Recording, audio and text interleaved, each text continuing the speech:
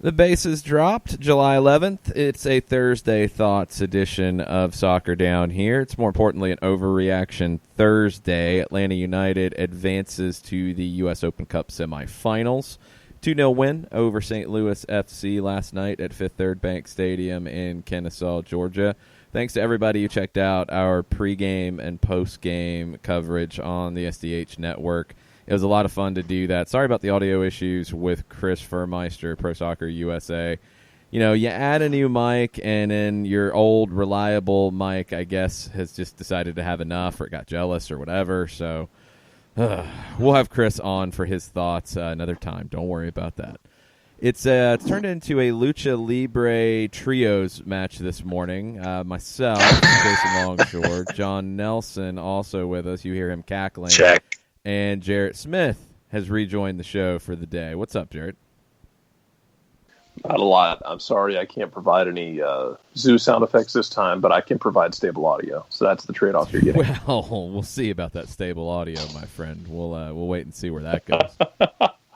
So go ahead and get at Jarrett_Smith ready in your Twitter timeline to yell at. Go ahead and be prepared for that.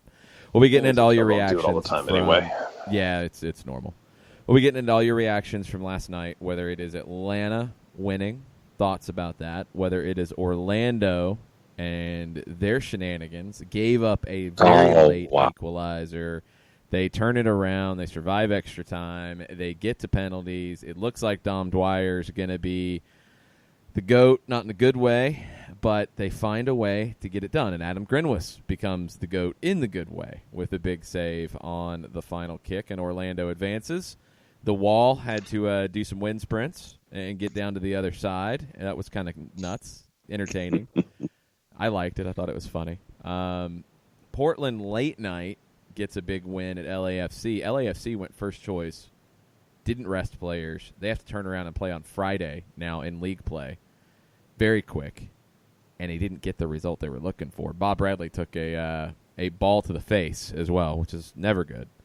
And Minnesota took care of business after giving up the first goal to New Mexico. They bounced back very quickly and very thoroughly, and they advanced. So it's Minnesota and Portland in one semifinal.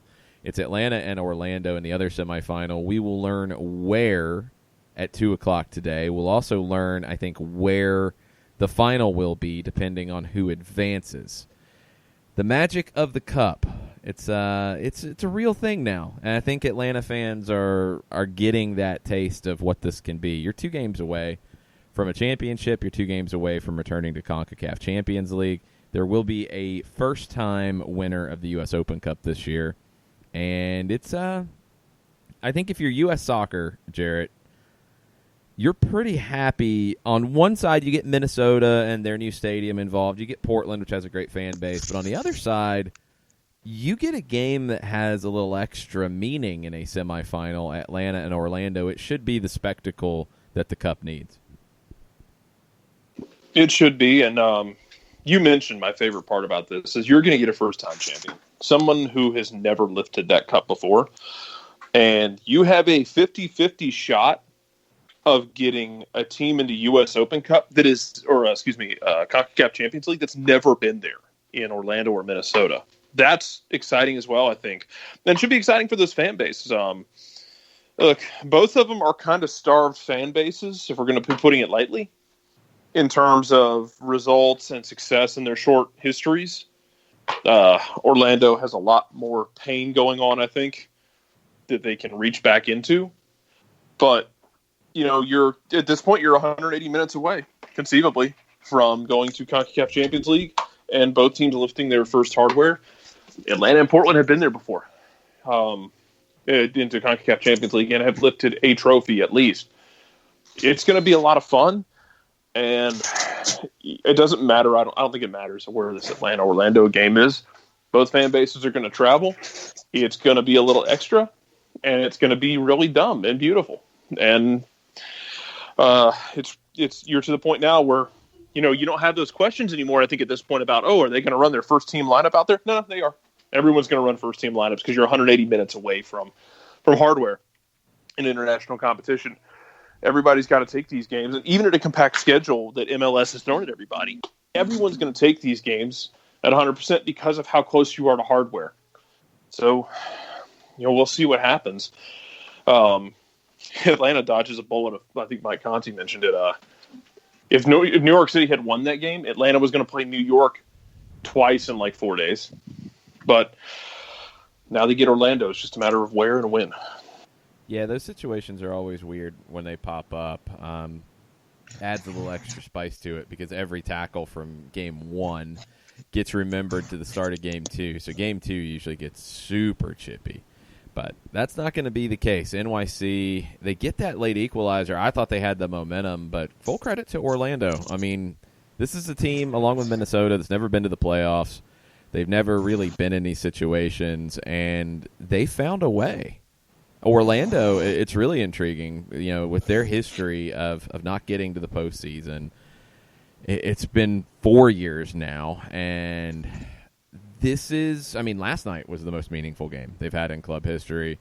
This next one, it's not even close. I mean, it is everything to Orlando to get to an Open Cup final. I mean, you could have Orlando and Minnesota in an Open Cup final, 2 expansion teams that have yet to be in the MLS postseason, but competing for a trophy. Or you could have Atlanta and Portland, a rematch of MLS Cup, or different permutations of the above. It's going to be a fun semifinal with this tournament, and I think it's a good thing for the tournament. And, John, it felt like a lot of people around the country, even if their local team wasn't involved, the U.S. Open Cup was in the spotlight last night. Yeah, and, we mentioned, obviously, the USL Championship team that was at 5th third going up against Atlanta United. And for a while, we were locked in on what was going on with New Mexico and Minnesota United. And I still have to give a major league shout out to everyone in and around, A, the folks that made the trip, B, the team for sitting there saying, okay, we've got a charter, C, how long it took for that charter to get filled up, and D, everything that they have done in the USL Championship this year. And you really one of the cool things about it is seeing teams like St. Louis and New Mexico making the runs that they do as a smaller version of everyone else that gets to make those kinds of runs. But I just have to really sit there and say, okay, you were at 8. It was, for the most part, it was exciting soccer across the board last night. But I'm still going to go back to the 2 USL Championship teams and tip my hat because you added something to the depth of the tournament and the storytelling of it, especially out in Albuquerque. So we're going to get into your overreaction Thursday takes. Go ahead and share them with us on Atlanta's win last night, anything else Open Cup related, anything else silly season related. Wanted to share a couple nuggets from Michael Hebert's article over at the Atlanta Journal-Constitution. It's an interview with Darren Eales, and it was conducted a little while ago. I believe it was conducted at the Atlanta Sports Awards earlier this month, reading back through it. But a couple of the things that come into it, there is confirmation, I think we all knew this, that there will be a new secondary jersey next season. It will be unveiled around February. The headline is 13,000 people on the season ticket waiting list. 13,000. That's a lot. That's ridiculous. He said our waiting list for season tickets grows every single month. It really is amazing how much the fans around the state of Georgia have really gotten behind the team. 36,000 season ticket holders. 13,000 on the waiting list. Renewal rate last year was 94%. Now, I know that there was an increase on season tickets going into the year. I don't know if it was consistent across the board or if it varied depending on seat levels and such. But those types of numbers are craziness. Just absolute craziness, Jarrett. Yeah, that's more people on a waiting list that go to most U.S. Open Cup games. Just so we're like, and not even just in Atlanta, but in general, that's an absurd number. I'm here for it. Tofka chimes in and says the waiting list is the equivalent of Columbus Crew attendance. I saw that, and I wasn't gonna shoot down Columbus like that. But yeah. Lately, it ain't pretty attendance wise up there sometimes, but they're not the only one that have those issues. Be great if people went to Houston games too. A team that's not looking like a total mess. Like I get it. Columbus ain't great this year. They're trying to put stuff together, and they've had a lot of key injuries. Houston ain't had that problem, and still nobody's going to Houston games. Y'all show up. I figured we'd get a new kit in February. So it launches in February. When does it leak? Is my question, because this is 2019, and this is true. Yeah, no one had the greatest job of hiding sports information ever was the launch of what is now SunTrust Park, about to be, I guess, Truist Park, whatever the hell they call it up there. That they managed to keep that quiet until they wanted to. That was an impossible task that was completed. That was a human being flying without help.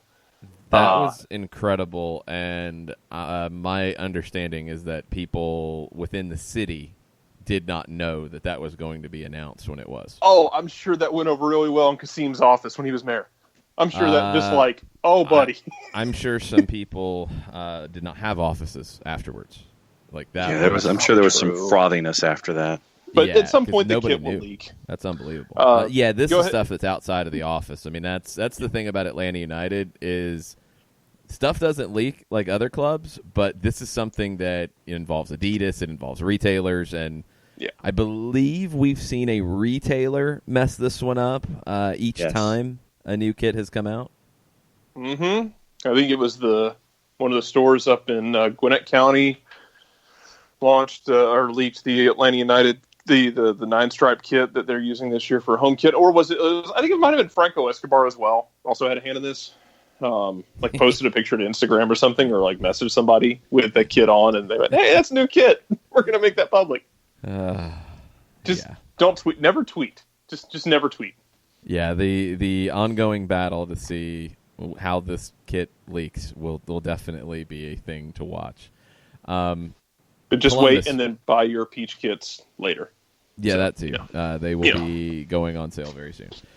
Columbus Crew, you mentioned on the field for them. They're busy on the roster side of things right now. Oh, do tell. They are making moves. Robinho, who was the first official signing of this new front office, according to Jacob Myers at the Columbus Dispatch, he's heading to Orlando City. $50,000 in targeted allocation money.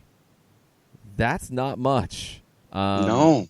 That is basically, we messed up. This isn't working. It could get up to $150,000 in allocation money. It does open up the international roster spot for Eloy Room, the goalkeeper from Curaçao's national team.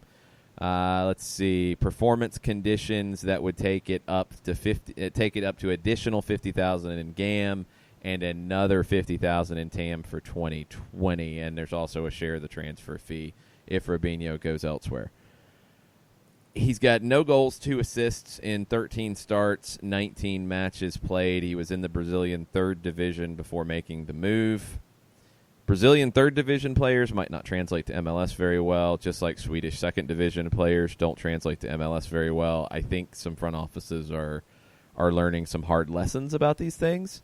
That's not the only move that the Crew have made. The other one is Patrick Mullins leaving Columbus, headed to Toronto in exchange for Jordan Hamilton and an international slot for the remainder of the 2019 season. So Columbus opened up a spot by trading Robinho. That puts Eloy Room in good standing. Now they have gotten Jordan Hamilton for Patrick Mullins, swap of different types of forwards, and Columbus has gotten another international slot. We've talked about it all season when it comes to Columbus in terms of attendance, but the on-the-field side as well, John, the ownership took over very late in the offseason. Bezbachenko wasn't officially announced until, I believe, very late in December, maybe even early January. And in early January, late December, right around the beginning of 2019 is when the ownership actually could get things going. I think now you're trying to catch up. And Caleb Porter, not happy with the roster he had. Now it will become Caleb Porter's team the rest of this season going into 2020. And I guess you can sit here and go AM and PM with the roster now, with after Mullins and pre-Mullins, or however you want to do it. Bezbachenko was Patrick Mullins named. isn't that important. I was trying to figure out what the M was in this. Patrick Mullins doesn't get the M for that. No. Yeah. Bezbachenko was named president January 4th. Yeah. I mean, he had been, I think, linked for quite a while, but they couldn't announce it because they couldn't get things in place. I would say it is BP and after P. It's before Porter and after Porter, because Caleb Porter has a different, I think, idea of what he wants his team to look like than Greg Berhalter did. And the Greg Berhalter Columbus crew didn't really translate to the Caleb Porter Columbus crew. Now, the Higuain injury, I think, has accelerated this process. Maybe you could have continued along and found some kind of middle ground. But you move Justin Merrim out, which Atlanta has really benefited from. You bring in David Accam. You now swap Mullins and Hamilton, but you get the international slots, probably the bigger deal of that. You move Rubinho out. Zach Steffen's gone now. You do bring in another goalkeeper. There's a lot of changing in Columbus, and we've been talking about what the Eastern Conference playoff picture looks like. The top 5-6 is pretty well established, but there's going to be a battle for that number 7 spot. Columbus can be in the thick of it. They're not out of anything yet, and it feels like these moves are Caleb Porter trying to find a way to get into the postseason, John. Yeah, and you're looking on the touchline seemingly on a weekly basis, and it's almost the aneurysm du jour for Caleb Porter. You know that he has an idea as to what he wants. You know that Tim Bezbachenko has an idea about philosophy, and they're trying to work toward that. And with all of this early movement in the transfer window, it's like, all right, what's the next move? You're seeing move A, move B, move C, and now with all of this thought that's going into it, there's a level of anticipation, at least for me, to see, all right, you're doing this. You brought in someone who's an international, and I still will love that move of bringing in the keeper when you did, especially coming off of the Gold Cup. Then you see the move with a friendly face with Toronto, with Mullins and Jordan Hamilton, and pulling in a little bit here and there. Now I want to see what's next, and I want to see where all of these dominoes are going to end up and where they're positioning themselves. Because, yeah, I mean, if you get a good run on, if you're Columbus, you could make some noise, because you look at 7 through 10, you're separated by a point, and right now you're only 6 points from being 7th. So 2 wins, you get hot, you improve your road form right now at 1-7. There's a chance, but you got to get it squared away pretty quickly. Couple more nuggets before we take a break and then start to get into the overreactions, and I've got something we're going to kick the overreactions off with. I have an overreaction for you to start the next segment, but a couple other nuggets around the league. The roster for the 2019 homegrown game was announced yesterday. No Atlanta United players involved in that.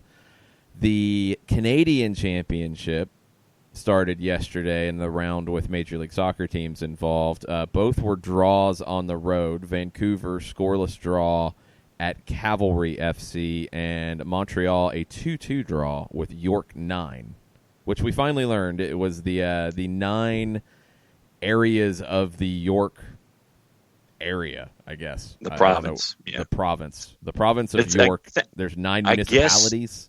I guess yeah, part think of it this way. Yeah, think of it like the if you're in the Atlanta area, like the 9 counties that make up the metro Atlanta area or something to that equivalency. Yeah, that wouldn't really work for a team name. So I'm just saying New York 9. It's kind of strange. 2-2 draw. No, they're not playing shorthanded. No, they probably should for a name like that, though. 2-2 draw. They get the home draw, which probably is not going to be enough when they go to Stade Saputo in the next leg. Minnesota is adding to their roster a midfielder from Finland, Robin Lod. It's a TAM signing, so we'll be curious to see what kind of level we're talking about here. Played at Sporting Gijón in Spain in the Segunda División last year. Scored 4 goals in 23 appearances.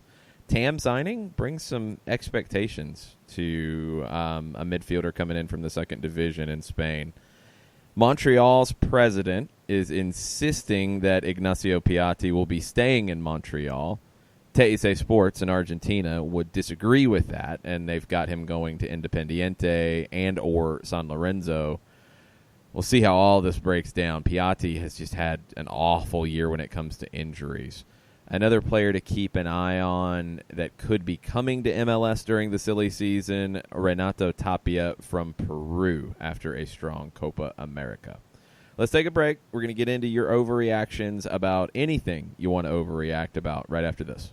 Looking for future leaders we can trust and believe in? Look no further than the high school student athletes right here in Georgia. High school sports teach young people how to be effective leaders. It begins by making their grades and being on time for practice. It includes learning to listen, following directions, accepting responsibility, being a good role model. And it's about respect for officials, opponents, the rules, and each other. The result? It transcends sports. It gives us hope for the future. High school sports. There's so much more than just a game. This message presented by the Georgia High School Association and the Georgia Athletic Directors Association.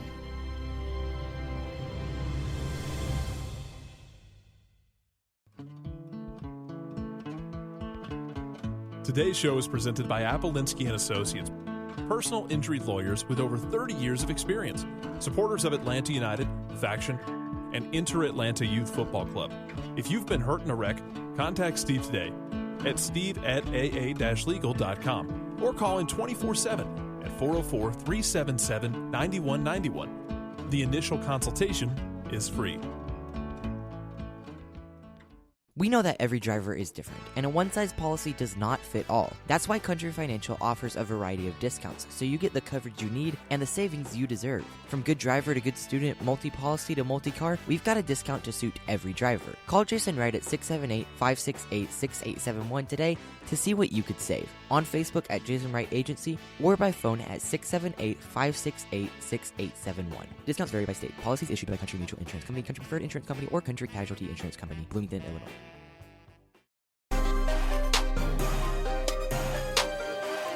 Welcome back. Soccer Down here. Thursday thoughts, but more importantly, Overreaction Thursday. And can I overreact about something? Rock on.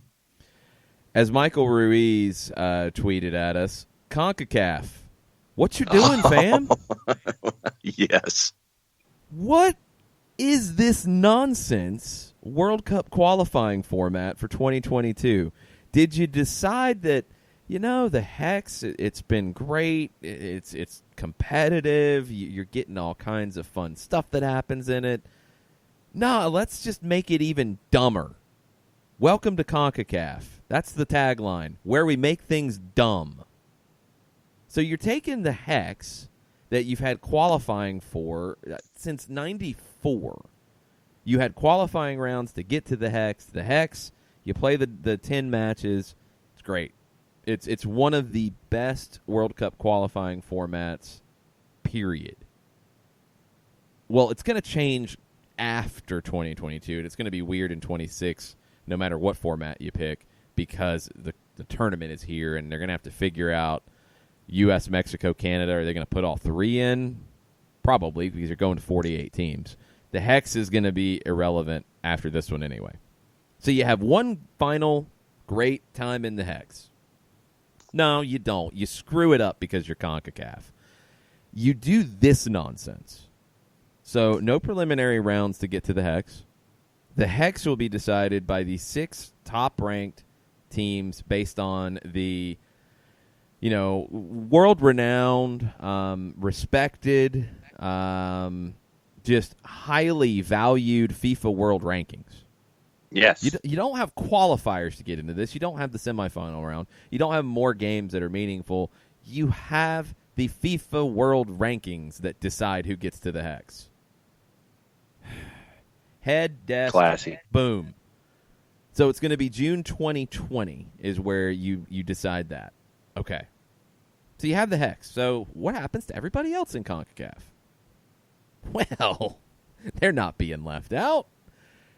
You have teams ranked 7 through 35, according to those world rankings. 29 teams will compete in a group stage comprised of 8 groups. 5 groups of 4, 3 groups of 3, which will have a home and away round robin during the September, October, and November FIFA windows in 2020. The first place finishers of those 8 groups, remember, 5 of them have 4 teams, 3 of them have 3 teams because, welcome to chaos. Yes. The group winners go into a single elimination knockout phase with quarterfinals, semifinals, finals, played in a home and away format during March, June, September of 2021. So, okay, you have 7 through 35 playing for that. What do they win? They win a chance to play the 4th place team from the hex that was determined by the world rankings that everybody loves so much, to then decide who goes to play in the international playoff for a World Cup spot. What in the blue hell? Stupid. That's what it is. You have a great World Cup qualifying format, and you've just made it dumb. Welcome to CONCACAF, where we make things dumb. That's my overreaction for the day. I say we print that on a T-shirt. No, because then they'd probably sue you and would want rights of it because it would be a bestseller. We have overreactions. Okay, cool. Let's hear them because I've had in addition to yours. From very early this morning, ATO UTD fan number 1. Joseph was awesome last night. He tracked back well, had several ball steals, directed traffic like a field general. It's definitely what we need from him as a team leader. Folks would be mad at PT for not speaking, but Joseph doesn't speak much after games either. Hashtag just win. So now it's Pitty does play some defense, but he doesn't speak.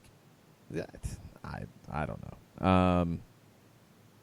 Head, desk, boom. I got nothing. Pitty's Pitty, Joseph is Joseph, and if they're not mandated to speak after a game, then they're not mandated to speak after a game. I really don't care.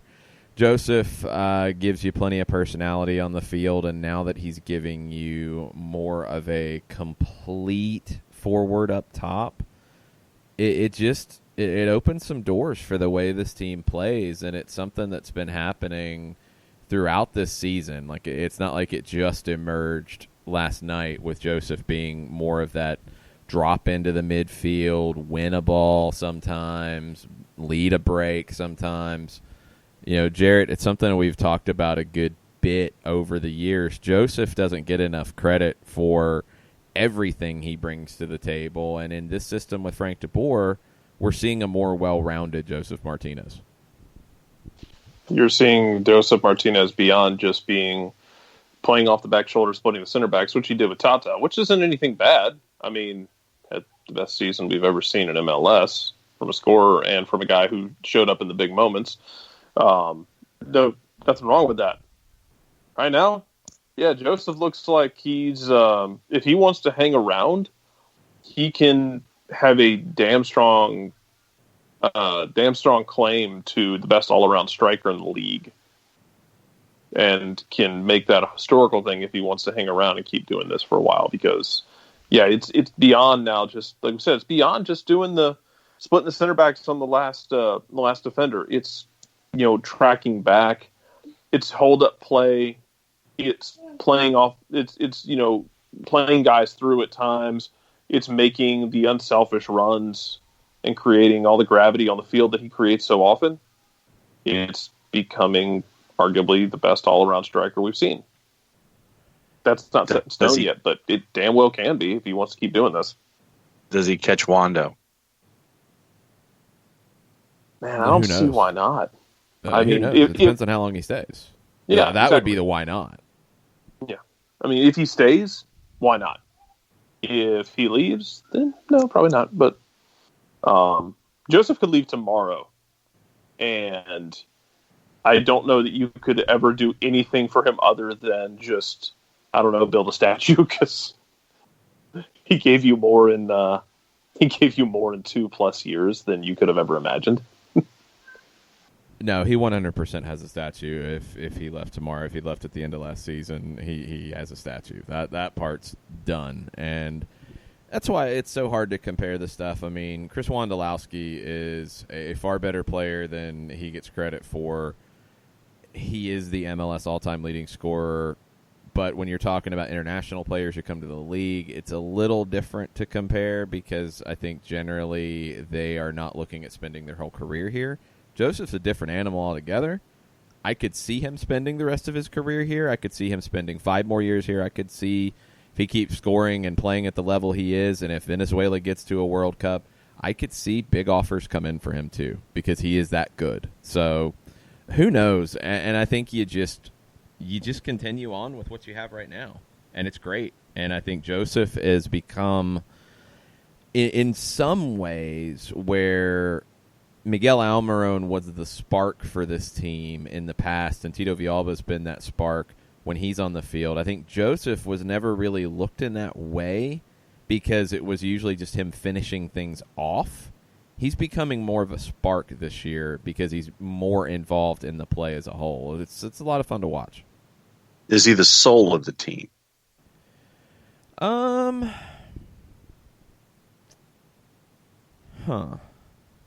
a good one. I don't know if he is. I think he is a big source of emotion in the team. I don't know if he is the soul of the team. I kind of have a feeling that Leandro Gonzalez Perez is the soul of this team.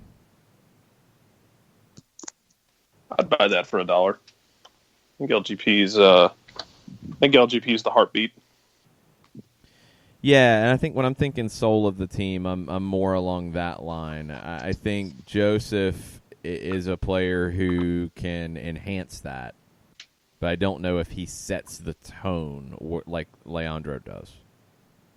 Yeah, Leandro's just freakish in terms of that emotional carry, that emotional push he gives. And then it seems like they kind of ride off that. He's not as stable at times, but I think Escobar's getting into that mode as well, honestly. I think Escobar is similar to Joseph in that they enhance it or kick it into different places. But I think when I think soul of the team, I'm thinking about somebody who's setting the overall tone, and I look more at Leandro in that regard. But I think Franco and his play and his emotion on the field can lift it or take it to a different level. I think Joseph is like that. I don't know if they set the overall tone. That's very esoteric and probably makes zero sense, but I'm going to go with it because that's my gut feeling. What are the odds that since Sam Allardyce was only offered the Newcastle job, if you ask Sam, and he's not getting it, going to be Steve Bruce. Sam? Yeah, well, according to the Chronicle, Sam Allardyce claims he was offered the Newcastle job this week before cutting Steve Bruce with the most giant grain of salt imaginable. So then the next team, So I'm waiting for Sam to throw his hat into the 18-month ring over at FC Cincinnati. Sure, he probably will. I mean, it's like the tweet. Nobody, absolutely nobody, completely, utterly, impossibly nobody. Sam Allardyce. I was offered the job. Yes. That's Sam Allardyce's life these days. Yeah. Nathan Pugh. For all those that endlessly hate on Frank DeBoer, we'll see how good he actually is for this second half. Players coming back from injury plus depth, how he lines up and changes will show his true quality. 3-4-3, 4-2-3-1, 4-3-3, 4-4-2 are all really legitimate options. Hashtag Thursday Thoughts. Yep. You're going to have so many options in the second half. You got a lot of options right now. I mean, period, with adding Emerson Hyndman into the mix, and he showed that he belongs, and he's not just here to make up numbers with his performance last night. I don't understand the dislike that's still there for Frank DeBoer. I mean, I saw some tweets last night responding to stuff that just blew my mind from people before the game when the lineup came out. DeBoer has the same record as Tata Martino through 19 games in year one, and he's got you now to the semifinals of the Open Cup for the first time. And I don't know why people would think that they had an embarrassing performance in the CONCACAF Champions League, as some have tried to say. They went out to the eventual champions, and they beat them in 90 minutes, and they were the only team to do that. So, you know, I don't get it at this point. I really don't. I think you're seeing, some different tactics in this team now. I think you're seeing Frank DeBoer kill it with his substitutions. I think he changes games when he turns to the bench. I think you've seen him add more layers to the team throughout the season faster than we've seen in the past.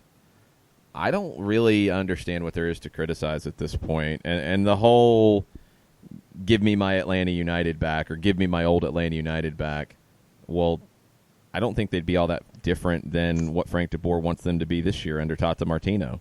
Tata was not as wild and reckless as you might think he was in terms of the way he wanted his team to play. For an example, go back and watch the postseason last year. Jarrett, Chris Hutchison says that at Justin Meram is proving to be the steal of the year. I mean, feels like it. Meram couldn't find the final ball last night. That was frustrating because he was, I forget who was playing that right back role for St. Louis last night, but Meram had him on skates time after time and just could not find that killer final ball, whether either to put it on frame or to put in the deadly cross. It was just a little bit off every time. I mean, for what you got for him, basically a song and a dance and probably that video of Darren Eales in a powdered wig. Yeah. Justin Meram looks like the Justin Meram that broke into Columbus and, just put up numbers.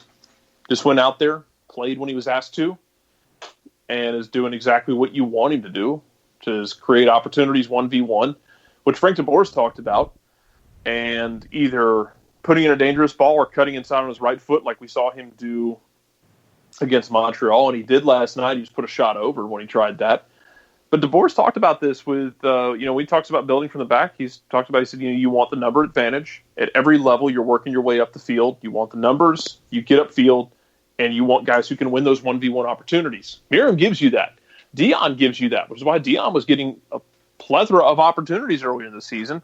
I wonder if Dion's just getting used to playing at this top flight. Like, we saw him slow down. I wonder if it was just getting physically acclimated to handling the day in, day out of MLS and playing multiple games like he had been. I think he'll be fine in the long run in that regard. But you've got the guys to do that. Meram certainly fits that bill. We said it when he came here. Meram fits what you want to do. And it's a stable situation. And it's hard to be critical of anything that's been going on with Justin Meram here. So, yeah, for what you got for him, it's got to be up there for a steal. 100%. I mean, it's the move of the season so far, and we'll see how Emerson Hyndman works out because that could be competing with it in season. Once the season started, the end of the last transfer window, this current transfer window. So far, Justin Meram, for what you paid, 100% delivering in a big way. Last night he created 4 chances, and I thought he left a few on the table too, to be honest. I thought he wasn't at his best, but he was still very, very effective. And I've got Teise Sports from Argentina up muted on my TV because, chaos is happening in Argentina on a regular basis. And it's so weird when you see U.S. Open Cup highlights on Teise in Argentina and talking about Pity Martinez's goal last night. He said it was a pearl of a shot. Pretty cool. Pretty cool to see. Are they yelling at each other? No, it's not That's yelling at each accurate, other. though, because that's accurate because he made that look really easy, and it wasn't. He hit a left-footed curling shot to the back post. That thing was curling away from the keeper from the word go. Look at that one in slow-mo. It's not like he curled it in. It's not like he curled it with his right foot out and then back in. No. He hit that going away and hit the top corner with it. I mean, look, you expect professionals to be able to do things that normal people can't. That doesn't mean we diminish when they do something that's absolutely insane. That shouldn't be as easy as they make it look. He strikes a ball in such a strange way sometimes that he's able to just do things that, I mean, that one looked easy. It looked like he didn't even really try, and he put so much spin on it. When you looked at it in slow-mo with one of the angles they showed, I mean, the ball is somehow like spinning completely sideways with high velocity.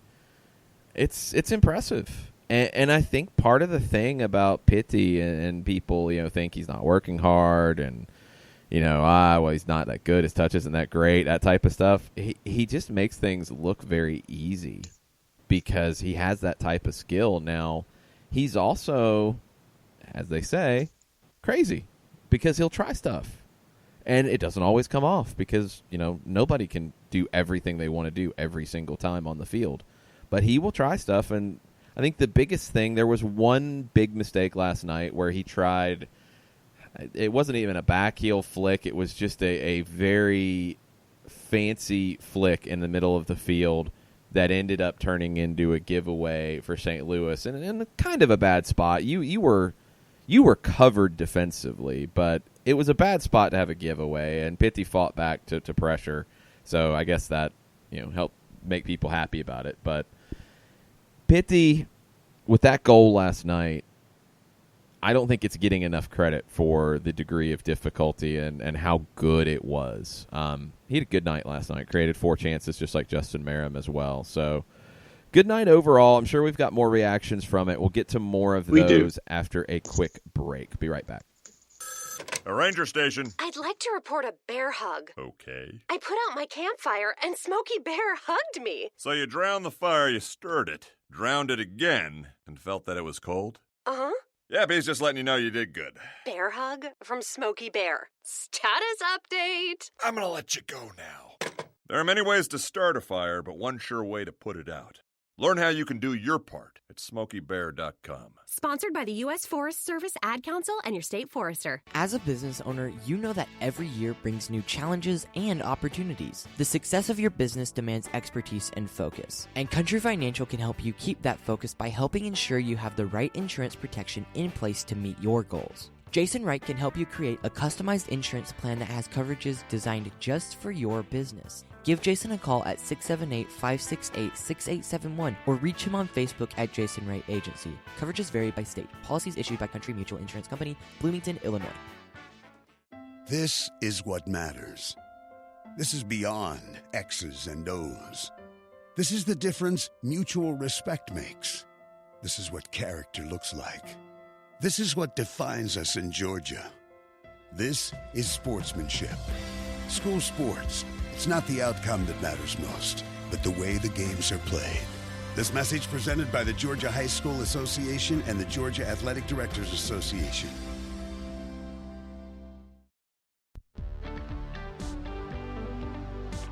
If you've been hurt in a car wreck, contact my friend Steve Apolinsky of Apolinsky and Associates.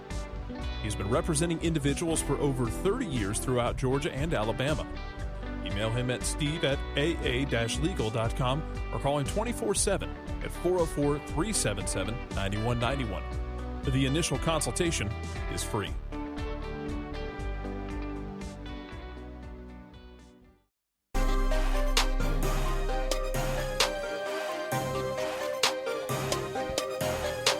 Welcome back. Soccer Down here. John's trying to reference basketball players from the late 70s and early 80s who made their career in the late ABA. 70s. That might be generous. I remember my George basketball Gervin's late cards. 70s. Yeah, no, but I Iceman. mean that's he's gonna reach back further than that. No, he is, but the conversation during the break was the basketball comparison for Pity Martinez in terms of a player who was so good in the attacking side that you're able to say, you know what, we know we're going to get less out of you defensively. It's okay because we're getting so much in the attacking side when they're performing. When they're not performing, different conversation. And that's the point that I've been trying to make here lately when it comes to Pity Martinez is that when he is playing at the level that you expect him to play at as an attacker, you're going to work for him defensively because of what he gives you in that side. When he's not giving you that side of it, the attacking side, it's a different conversation. But James Harden is a comparison. Carmelo Anthony has been a comparison. John wants to go to George Gervin, the Iceman. Okay.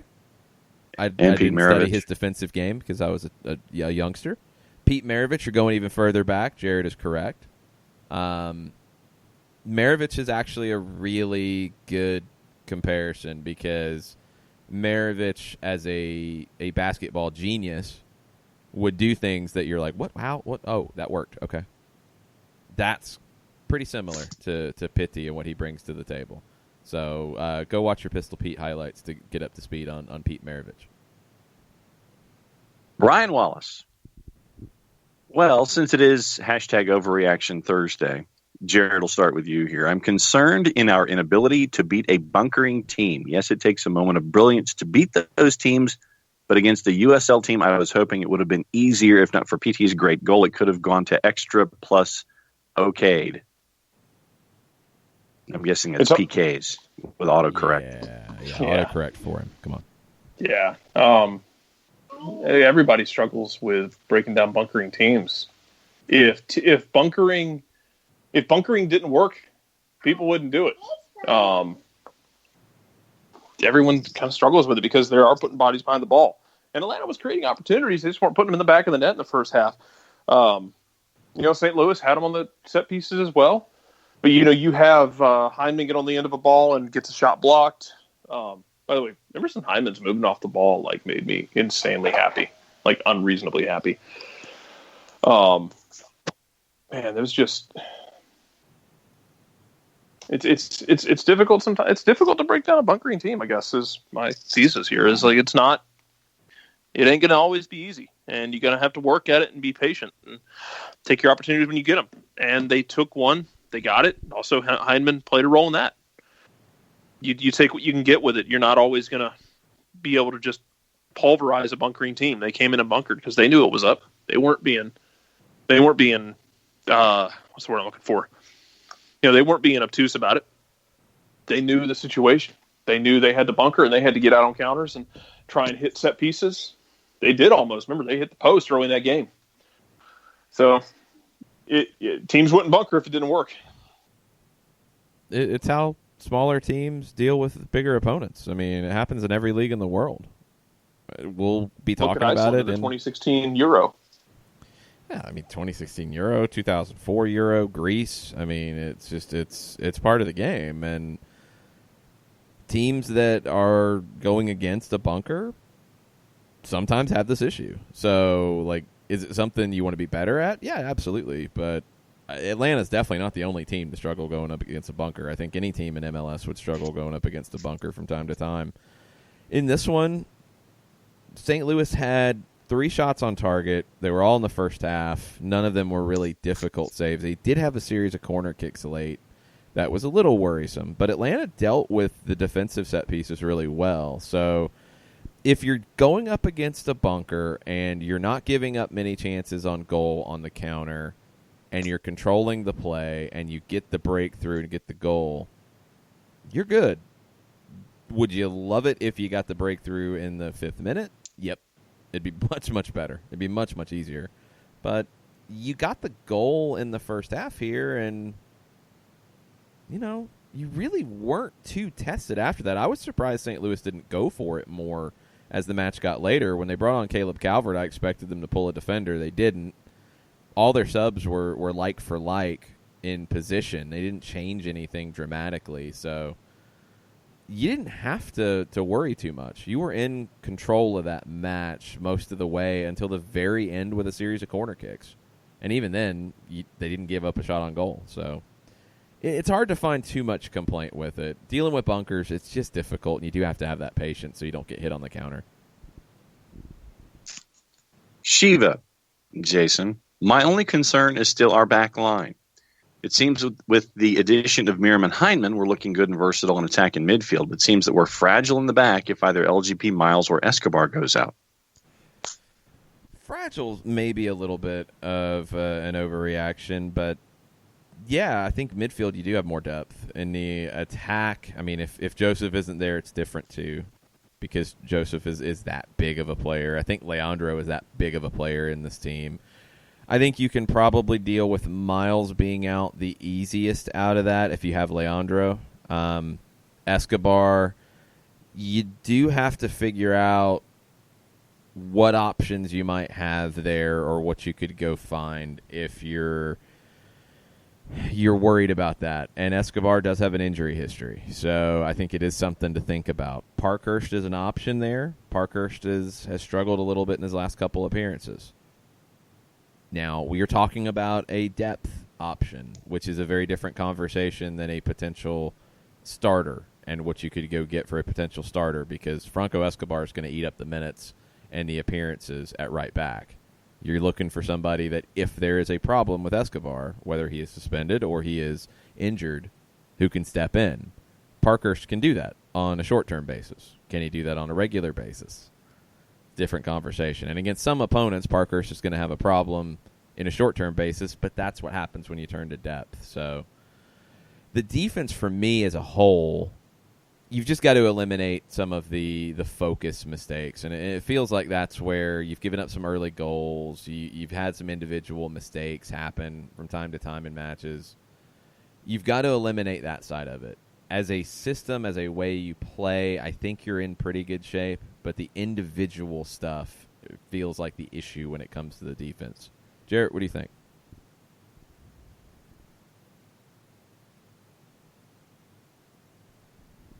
Jarrett doesn't think. I think you stunned him. Daniel Price worries for us. He wants to know, Jason, if you ever sleep and if I'm taking care of you. Second part you don't want. No, not at all. No, but you do supply the Red Bulls from time to time, and that's very helpful because that's what is needed. Plus the snacking. Yeah, it's helpful. I do sleep sometimes. It happens. See, but you can nap. I can't. No, I can't nap. I don't nap well, but I get caught up when I need to get caught up, and it's okay. But when there's soccer to be talked about, it has to be talked about. So yes. I will sacrifice for the greater good. It's important. Life. Daniel also just show up with a Red Bull and a Mountain Dew, and everything's good. If I've got a Red Bull, I'm okay. I can make it work. Yeah, and when Jarrett pops into the press facility of choice, and there's usually a Mountain Dew and a Red Bull and some burgers and things like that, we're good on heavy fuel for a while. Hey, the best thing about putting games at Fifth Third Bank is there's enough gas stations that have Red Bulls and Mountain Dew, and I'm within tossing distance of a cookout, y'all. Yep, that's coming handy too. And I mean, that's the most calories I can get for $5. So that's what I'm going to do. You ain't kid. And I can get a corn dog as a side item. So hey, yes. The thing that I love, and I haven't done this at Cookout before, but I was really tempted the other day. You can get the tray with 2 quesadillas, and then for your side, you can get 2 more quesadillas. That's absurd. That's just nuts. That's cool. You can get quesadilla as the main, quesadilla as the side. Yeah. That's like the restaurant that gave you the choice of having steak and what's your second main course, and you could have either chicken or steak. What's the second main course? This is like your sides are additional main courses. It's chaos. It's chaos cookout. Yes. But I might have to try that. That might be something I try later today. Daniel also wanted to know where the current Orlando goalie has been, the one who was involved in last night's action. He's been their backup for at least the last couple of seasons. He pops up from time to time. He played a decent bit last year when they were rotating guys, and he ended up sticking around. Good in the penalty shootout. I mean, that's a huge moment for him, for a young goalkeeper to get that moment. It wasn't a well-taken penalty from Alexander Ring at the end, but you make the save. I had a feeling when I saw Dom Dwyer walk up in the shootout. I'm like, oh, man, this is going to be another Dom Dwyer moment, and it was. But they were able to bail him out. Hugh Leonard says he was disappointed to learn that the Atlanta-St. Louis match would fall during his family trip to Disney. Luckily, we got to check out Orlando and NYC as Consolation Stadium. Lived up to hype. Supporters were loud. Hope to go back to a match versus Atlanta United. So the whole thing was just hilarious with the shootout because it was muted, so I wasn't hearing everything that was happening. But you see the coin flip, and New York City elects to choose not to shoot in the direction of the supporters. So then, we're doing our post-game show, and I look back at the video, and they're showing supporters running. And at first I'm thinking, man, did something happen? Is there lighting? Is there a disturbance? What in the world? Then they start panning out a little bit. It was great work by the production team at Vista and ESPN Plus on this. And they start panning out, and you see they're running to the other end of the stadium, which was empty, to run into the seats behind the goal, which was just hilarious. And security did not really do a great job of communicating. Well, why would you? There's no need for the security to be involved. No, security was trying to keep them out from behind the goal. For a second, I think they were. Then they're like, and it was just miscommunication. Yeah. And they were just and then people just started running by security and yelling at them and running in there. They started going in there, getting people out from behind the wall or from behind the goal. And right as they clear it all out, they get the okay to let people back in. So then people just for every person they pulled out, 3 more came in. Yeah. You should have never bothered. No, it wasn't working. It wasn't happening.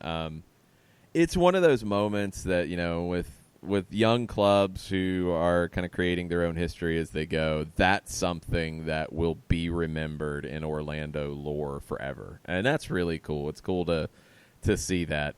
This Open Cup semifinal is something that will be remembered for a long time because it's a cup match. It's, like a playoff match. It could go to 120. It could go to penalties.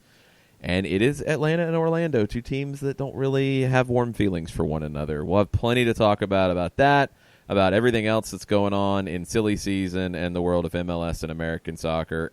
After we take a break, we'll be right back after this. A ranger station. I'd like to report a bear hug. Okay. I put out my campfire and Smokey Bear hugged me. So you drowned the fire, you stirred it, drowned it again, and felt that it was cold? Uh-huh. Yeah, he's just letting you know you did good. Bear hug from Smokey Bear. Status update. I'm gonna let you go now. There are many ways to start a fire, but one sure way to put it out. Learn how you can do your part at SmokeyBear.com. Sponsored by the U.S. Forest Service Ad Council and your state forester. As a business owner, you know that every year brings new challenges and opportunities. The success of your business demands expertise and focus. And Country Financial can help you keep that focus by helping ensure you have the right insurance protection in place to meet your goals. Jason Wright can help you create a customized insurance plan that has coverages designed just for your business. Give Jason a call at 678-568-6871 or reach him on Facebook at Jason Wright Agency. Coverages vary by state. Policies issued by Country Mutual Insurance Company, Bloomington, Illinois. This is what matters. This is beyond X's and O's. This is the difference mutual respect makes. This is what character looks like. This is what defines us in Georgia. This is sportsmanship. School sports. It's not the outcome that matters most, but the way the games are played. This message presented by the Georgia High School Association and the Georgia Athletic Directors Association.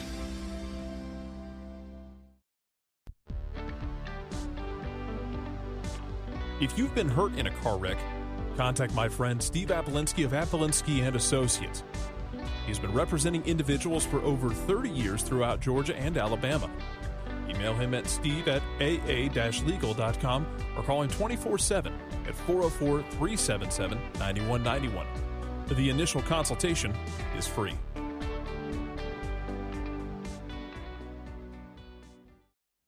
You're listening to Soccer Down Here daily on SDH Networks, a division of OSG Sports. Find us at Soccer Down Here on Facebook and Twitter. The time is now the top of the hour. Peep, y'all.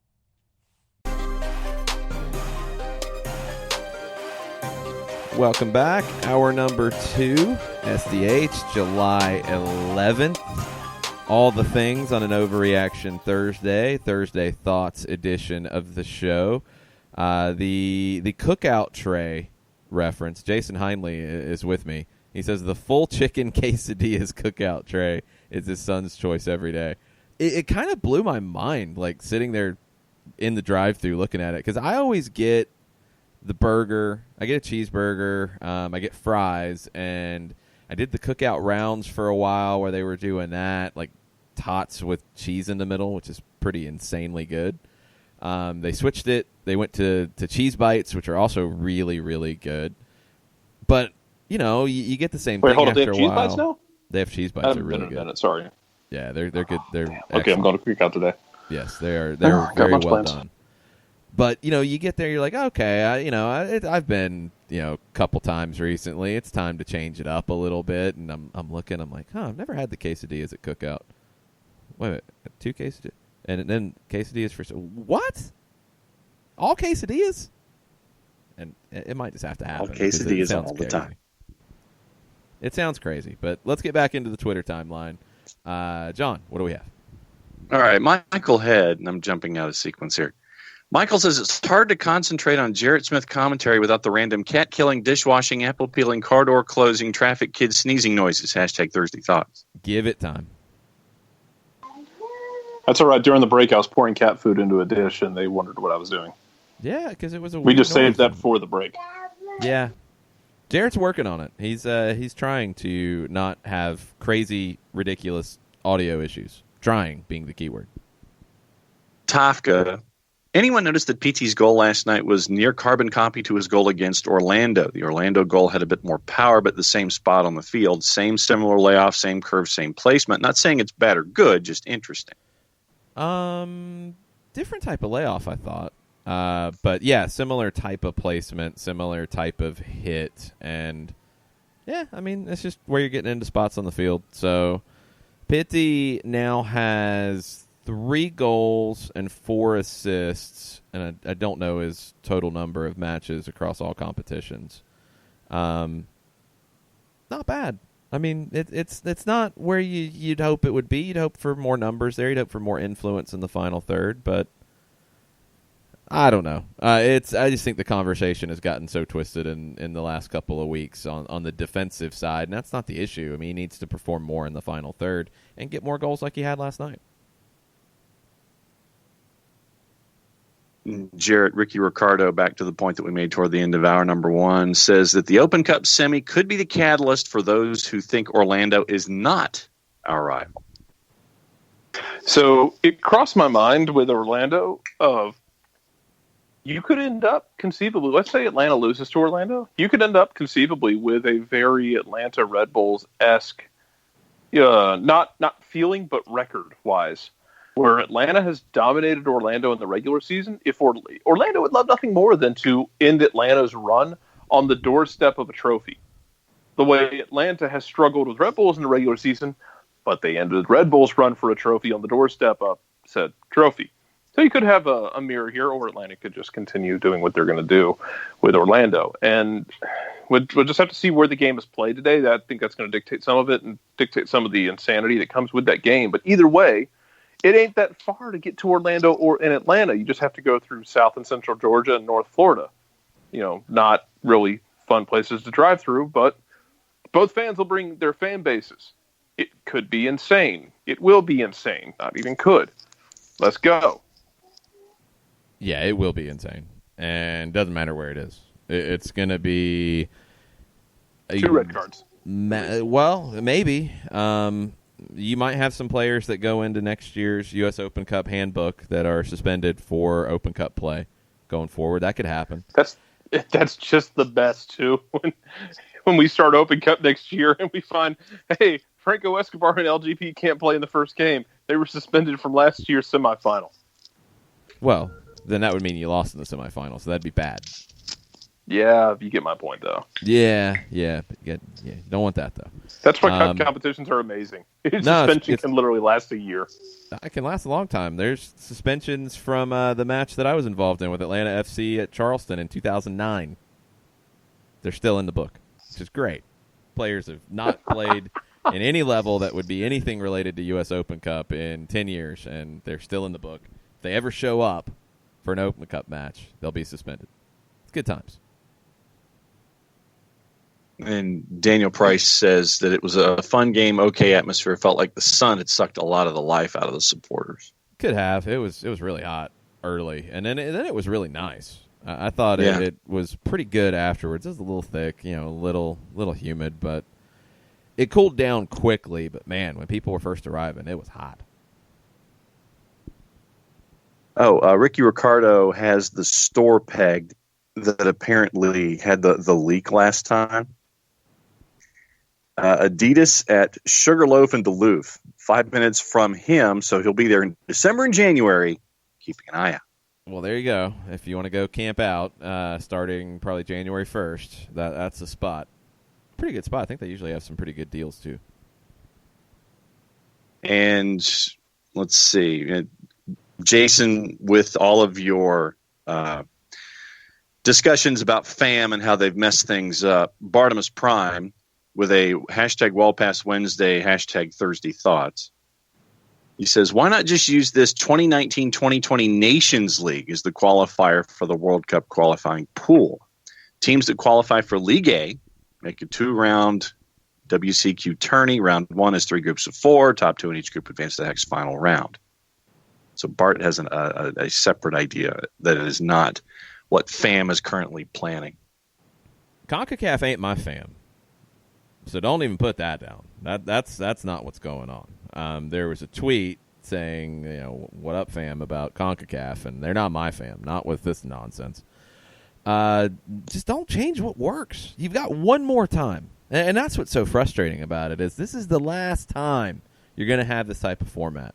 It's the last time that you have the semifinal qualifying round where U.S. could be in with Barbados or Bermuda or who knows where, and Jurgen Klinsmann really had a knack for making life difficult in those rounds, and you'd have to come up with a big result on the road with Alan Gordon coming out of mothballs to help set up a goal, and then you get into the Hex.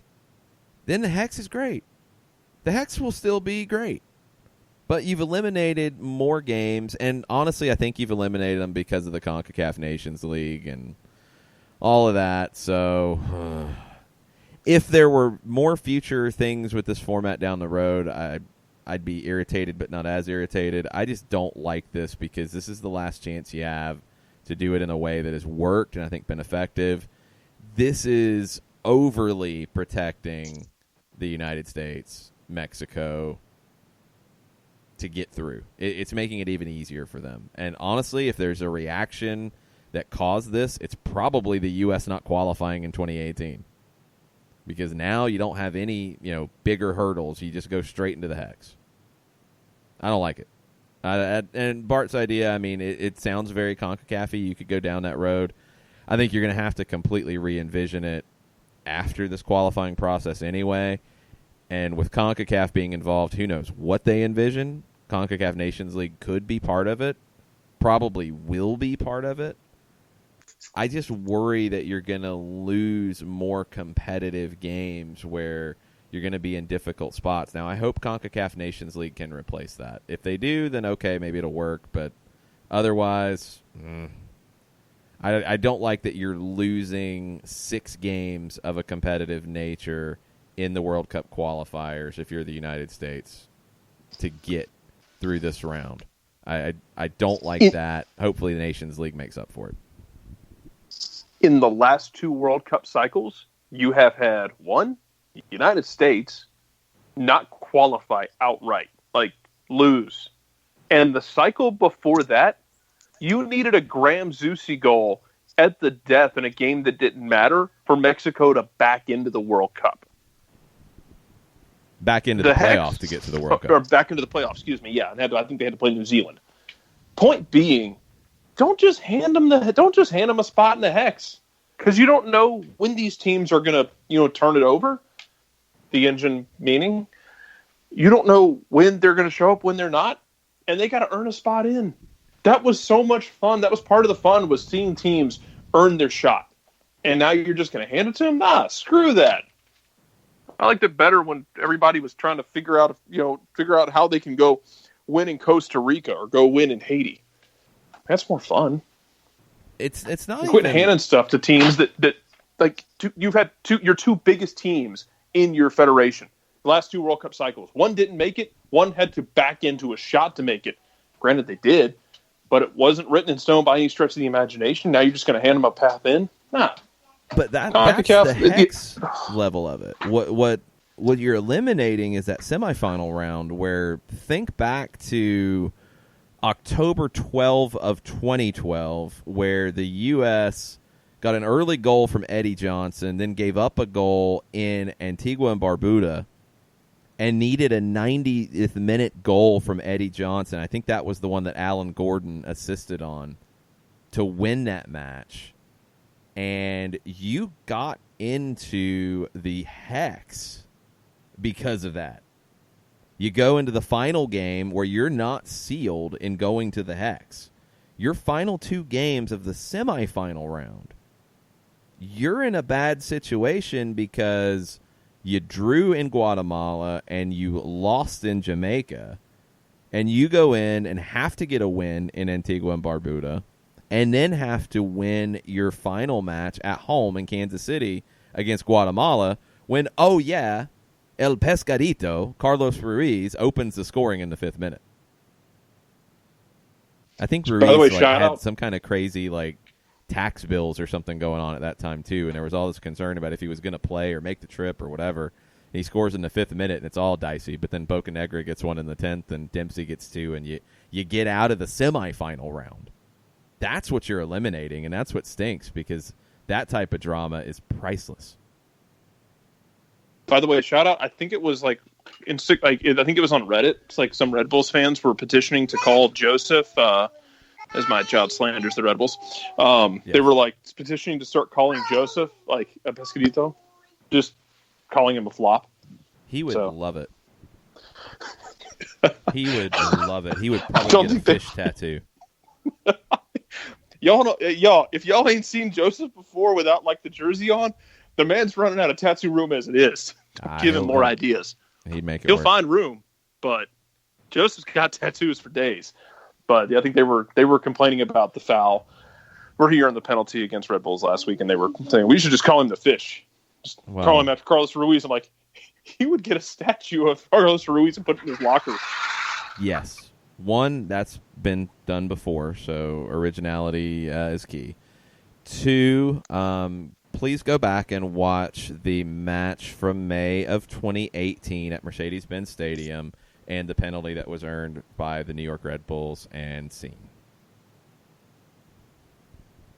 Jared, Daniel Price, since we are on the discussion of Joseph Martinez.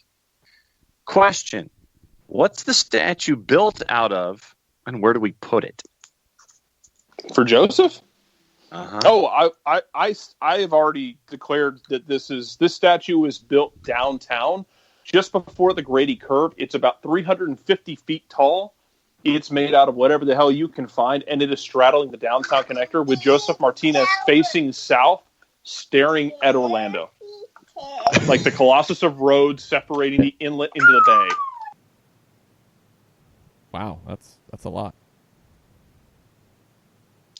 I've put thought into this. I can tell. I figured he would be sitting on top of the Falcon in front of Mercedes-Benz. That's a separate statue. He's going to ride that like a Valkyrie. That's what I figured. Jason, couple of different things. And by the way, Daniel, it was good to see you. Glad you survived. Hopefully you're not too worse for wear when it comes to the pre-match sun, but it was good to see you last night. Thanks for dropping by, and I'm glad that you got to bring a friend with the boss taking the night off and hanging back at the casa. A couple of thoughts from Daniel here. I'm just going to throw them all into one. Basically, Daniel would say, can we please just give PT some credit? Yes. And then the second thought from Daniel, people around him were complaining at the match last night about FDB and his tactics. It was like, Tata would have done this. Why doesn't he do that? I don't get it either. DeBoer is fine. What? Tata left, y'all. He wanted a different kind of work. He wanted to not have the day-to-day. He left. It's okay. He's doing fine. I really, truly would like to remind folks that as last year went on, this team was not the same team that it was in the first half of 2017. It wasn't. They were not risky and crazy and wide open and playing all kinds of just devil-may-care 5-4 games. They weren't. The San Jose game is an aberration. The pressing time of 2017, well, that didn't really come into 2018, period. 2018, they wanted to control possession more. They alternated between playing a 4-2-3-1 and eventually settled on a 3-5-2, but it went back and forth a couple times. And then, after Toronto won in the final match of the regular season, it was, we ain't playing like this in the postseason. It's time to sit back. It's time to play 5 in the back. It's time to sit. It's time to look strictly to play on the counter. And we're not going to give up any goals. That was more defensive than what you see right now. This whole thing about this is a defensive team. 21 shots last night, 7 on target. You had 70% of the ball. St. Louis gave you that, but yes, you had it. If you just run at a team that is going to sit back and defend with numbers behind the ball, if you just do that over and over and over again, recklessly, you're going to get hit on the counter and you're going to lose games. You can't play that way. Atlanta didn't play that way under Tata Martino either, by the way. So, I don't know. I don't know. I think, honestly, people are still hung up on DeBoer's time in the Premier League. And as I've said many times, if Crystal Palace is the bar for what's right and wrong about soccer, yikes, I quit. I got nothing on that. Crystal Palace has not exactly been lighting it on a fire since they overreacted and moved on after 5 games. They really haven't done anything. No. So that's not the bar that you're looking for. It just isn't. Let's take a break. Let's come back. More Overreaction Thursday. More Thursday thoughts after this. Looking for future leaders we can trust and believe in? Look no further than the high school student athletes right here in Georgia. High school sports teach young people how to be effective leaders. It begins by making their grades and being on time for practice. It includes learning to listen, following directions, accepting responsibility, being a good role model. And it's about respect for officials, opponents, the rules, and each other. The result? It transcends sports. It gives us hope for the future. High school sports. There's so much more than just a game. This message presented by the Georgia High School Association and the Georgia Athletic Directors Association.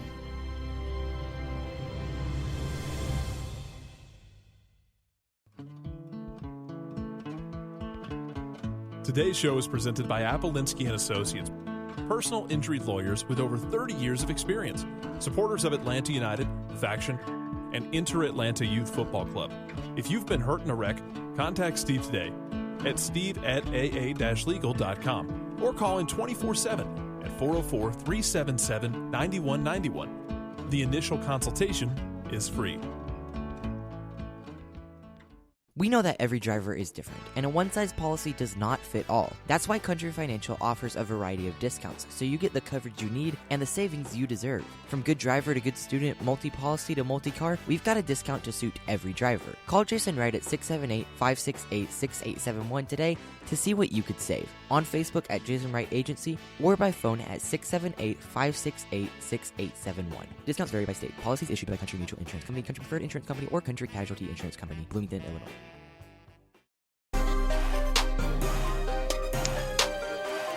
Welcome back. SDH, July 11th. Overreaction Thursday continues. What are the peeps saying, John? Ricky Ricardo says that James Harden is the only acceptable comparison. I'm okay with that. I mean, James Harden hasn't won anything, and Pitti has. That's the one I kept trying to think of somebody in that situation, and it's tough. But Harden, in terms of the way he plays, yeah, that'd be a good comparison. I don't think Pitti would work with the beard, though. That'd be kind of strange. Yeah, that would be kind of strange. Jarrett, let me start with you with the next one, considering Jason and I talked about it, and then Jason, you can come in from behind. Joe Boss says, how great is the Atlanta United front office? Most MLS teams would give an organ to have our depth, but it also gives Frank de Boer difficult choices. Can't wait to see the 11 against Seattle. PT haters go away. Good morning, by the way. Yeah, I mean, this is something you knew was going to be a thing coming into year 3 of you got plenty of depth. Now everyone has to prove that they deserve the time on the field. This isn't, okay, well, we signed this guy, so we're going to have to play him now. Like, you're going to give guys a shot, but you've seen Frank de Boer do it the last few times out now. Hey, this game isn't for PT. PT's not, he's giving the ball away too much in another game. He's going to make the moves he needs to make to win games because that's what matters here. It's a matter of winning titles. This isn't a matter of happy fun time. And that's where you're at right now. And if you can't get the job done, well, there's the door. You saw Brandon Vasquez pass Romario Williams on the depth chart. Well, loved Romario, but Mario's out the door now. So, Brandon, go perform because that door was not a one-time door. And that doesn't apply just to those two guys. Everybody has to step up and perform because you got the depth where you can say, hey, if you're not going to do the job, I got someone else on this bench or on this team somewhere who's willing to do that job and who might be in better form to do it better. It doesn't mean you're permanently out of the team. It just means you might not be the guy right now. So go out and do your thing. And as far as PT the other night or last night, great, cool. I mean, loved what he gave you. And, maybe that it's you needed it in Orlando. And I thought he was really coming. I think we talked about this. He was really kind of finding a groove after the Orlando game. And then you had the break. And maybe just needs another run of games to find that rhythm like he found, during that Orlando run.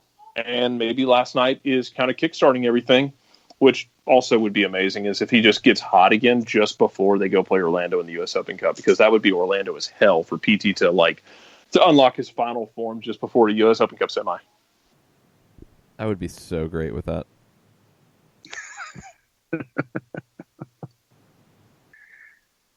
Jason Kefsey.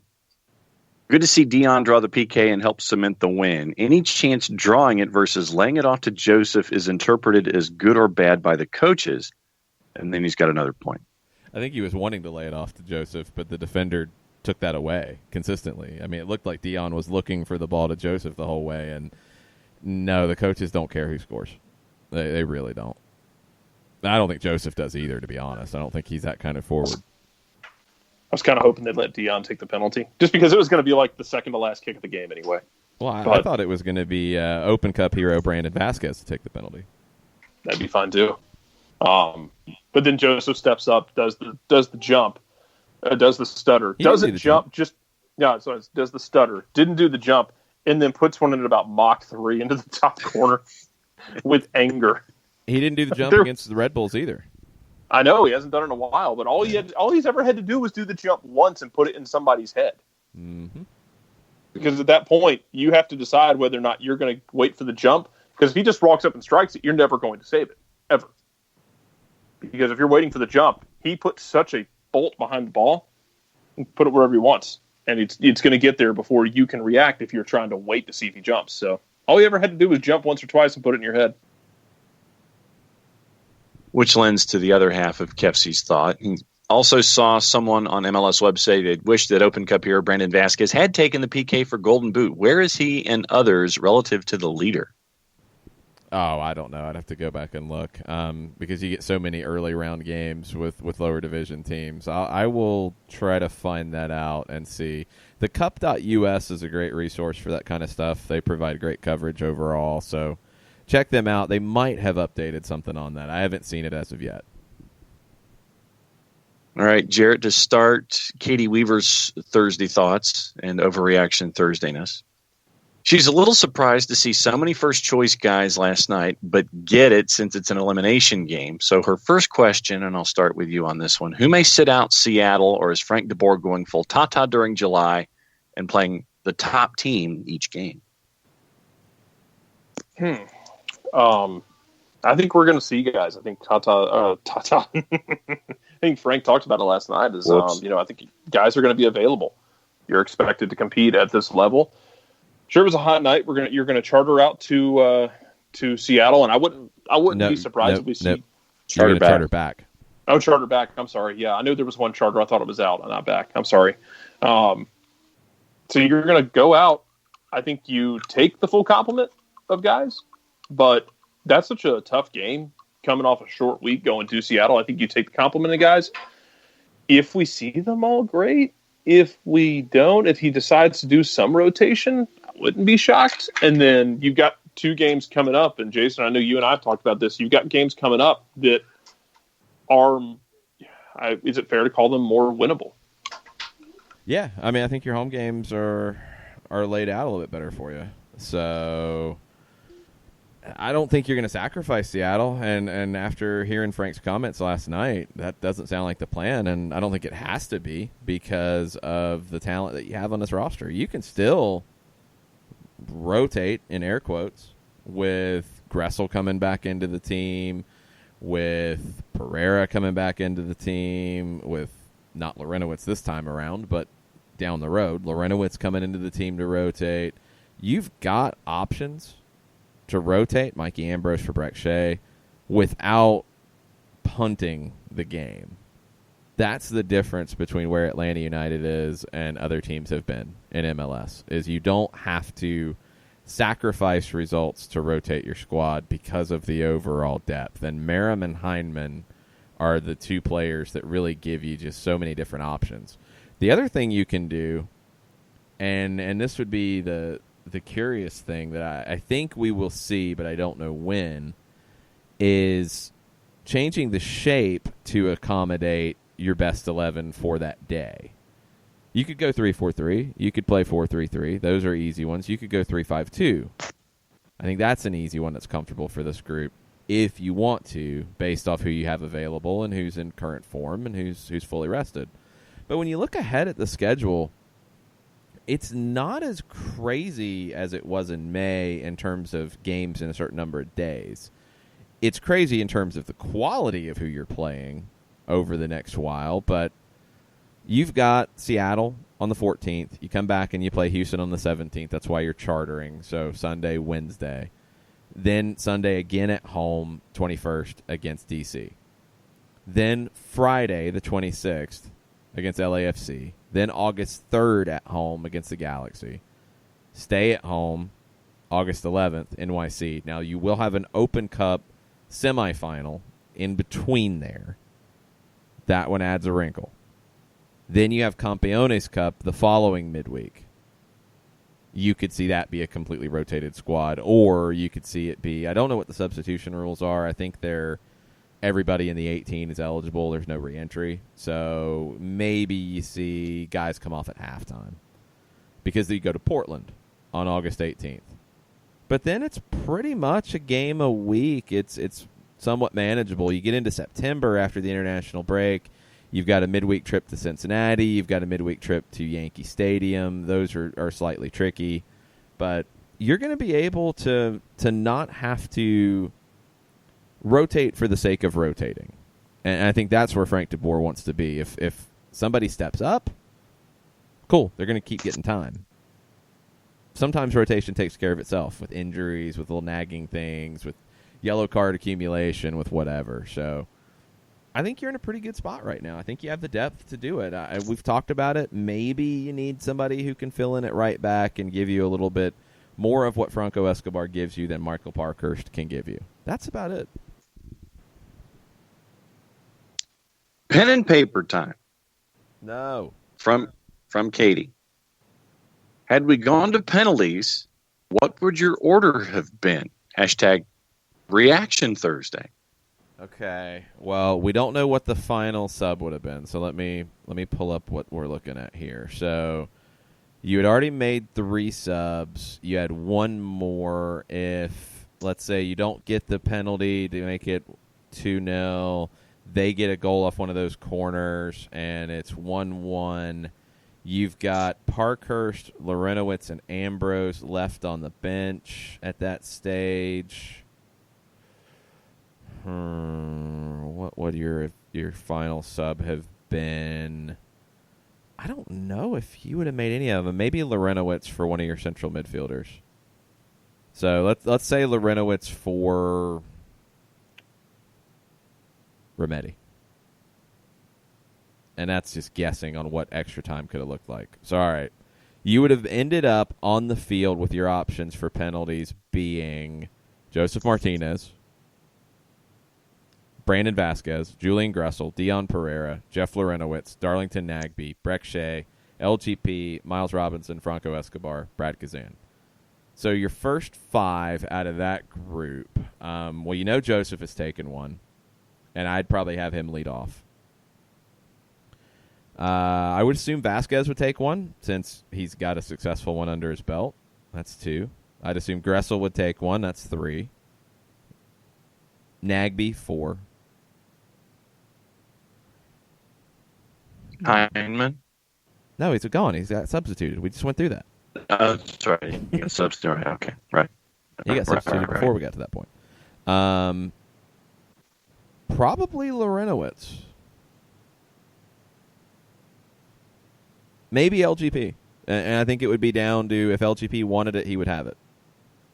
So I would go Joseph out of the gate. Yeah. With who was left, I would go with Vasquez next. I would go with LGP 3, Gressel 4, Nagbe 5. And if LGP doesn't want it and Lorenowitz does, just slot him in that spot. 3. What do you think, Jarrett? I'm starting with Joseph because I want that first PK is just so important, setting the tone. And I want the guy who has been damn near flawless taking it. Brandon second. I'll go Gressel third, Nagbe fourth, and either LGP or Lorenowitz 5. And if it's Lorenowitz, I'm just telling him, hey, go up there, pick a spot, and hit it as hard as you can because, yeah, guys, I don't know how much of this is common knowledge to this fan base. Jeff Lorenowitz was one of the best free kick takers in MLS history. If Jeff Lorenowitz is shooting a ball at you, you need to not be in the way of it. So I would tell him just pick a spot and go.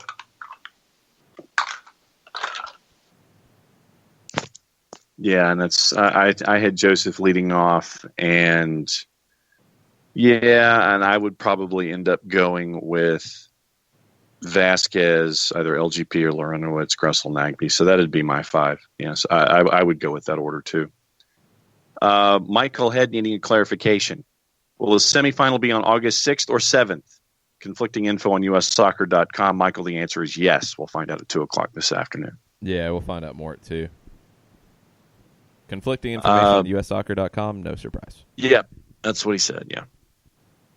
Tafka is also maintaining that the area around the soccer ball statue should be a statue garden for our star players. It's going to be a lot of statues. I mean, you can't do a statue for everybody. That's overdoing it. Then the statue isn't as meaningful. What if you do it like Monument Park, like with Yankee Stadium? That's You can't start retiring numbers then either, because then everybody starts wearing like 73, not because they're cool, but because there's literally no other options. Yeah, I don't think it's cool either. That's just me. I like the whole wearing random numbers thing. To a point, but I don't know. Meh. It fits with some guys, and some guys just do it, and it works. Not everyone. I don't think everyone should do it, but hey, if you're that kind of guy and you want to do it, man, do you? Yeah, that's true. I'll give you that.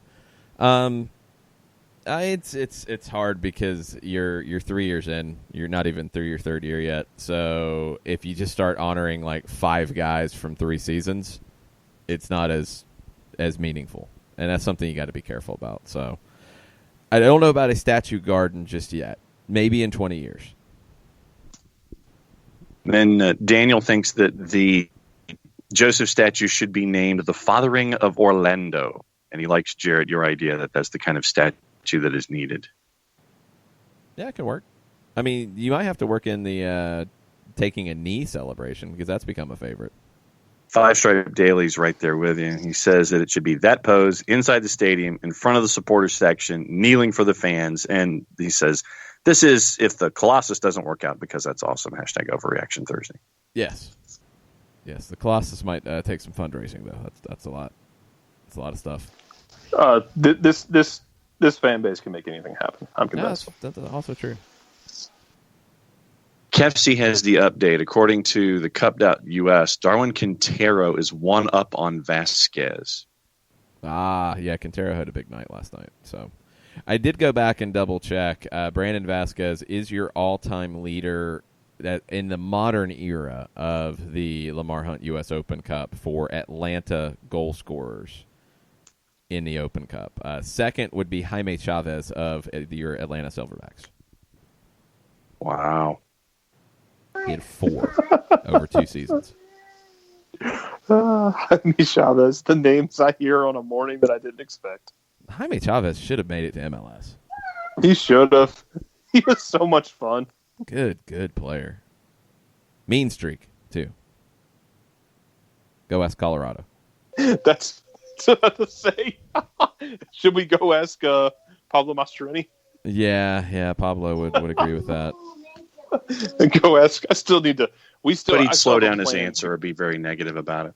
We still have a plan to go out to Vegas, put a couple drinks in Arquinal, and ask for an oral history of that 10-minute episode. Oh, you need the whole game, because there was all kinds of chaos in it. No, but he was only there for part of the game. Well, no, he was there when he was there when Ryan Richandel was a shadow manager via cell phone while he was warming up. I'm going to stretch. Let me check something. Oh, text. Okay. Let's make a sub. The magic of the cup, y'all. It happens. Oh, goodness gracious. Time for letting everybody know that you want to send in stuff for Overreaction Thursday. Send in stuff for Overreaction Thursday. We're officially caught up on the Twitter. So now is your chance. Call. Send in stuff. This is what happens when you do a post-game show and then there's a late game and then you do a 9 a.m. show the next morning. Uh-huh. Delirious. We talk about the Colossus of Rhodes, a.k.a. Joseph Martinez. Yes, something like that. Roads. All right, we're going to take our final break. Great. Go ahead and throw your final Overreaction Thursday takes at us, or your cookout tray options, because we have a few of those as well. Or anything Peach else shake on your mind. Yes, you could go peach shake, but we were talking about the food options in the tray. We'll get into all of that after this. Looking for future leaders we can trust and believe in? Look no further than the high school student athletes right here in Georgia. High school sports teach young people how to be effective leaders. It begins by making their grades and being on time for practice. It includes learning to listen, following directions, accepting responsibility, being a good role model.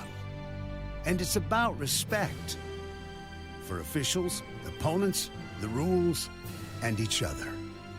The result? It transcends sports. It gives us hope for the future. High school sports. There's so much more than just a game. This message presented by the Georgia High School Association and the Georgia Athletic Directors Association.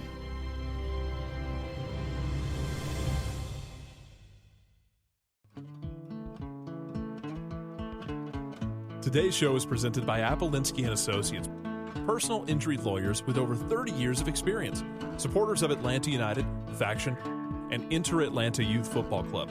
If you've been hurt in a wreck, contact Steve today at steve@aa-legal.com or call in 24/7 at 404-377-9191. The initial consultation is free. We know that every driver is different, and a one-size policy does not fit all. That's why Country Financial offers a variety of discounts, so you get the coverage you need and the savings you deserve. From good driver to good student, multi-policy to multi-car, we've got a discount to suit every driver. Call Jason Wright at 678-568-6871 today to see what you could save. On Facebook at Jason Wright Agency or by phone at 678-568-6871. Discounts vary by state. Policies issued by Country Mutual Insurance Company, Country Preferred Insurance Company, or Country Casualty Insurance Company, Bloomington, Illinois.